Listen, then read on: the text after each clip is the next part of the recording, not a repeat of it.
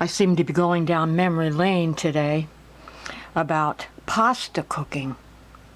It seems my love affair with pasta goes back to 1995, 25 years ago, when I put together a pasta cooking course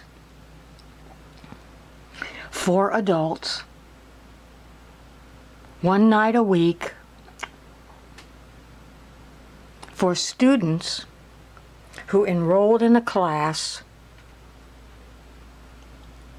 offered by the Department of Recreation and Parks in Annapolis, Maryland. I met with the program director, offered to teach the course.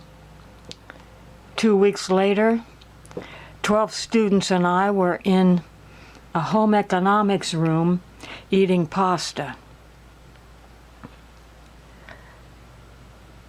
It's interesting that there are next to no pictures of our dinners, the meals, except for one picture that ended up with a lead story in the local newspaper about this pasta cooking course.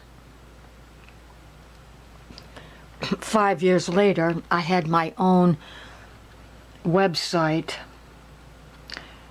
all about wine. But, of course, it's food and wine, but the name of the website was winescoop.com.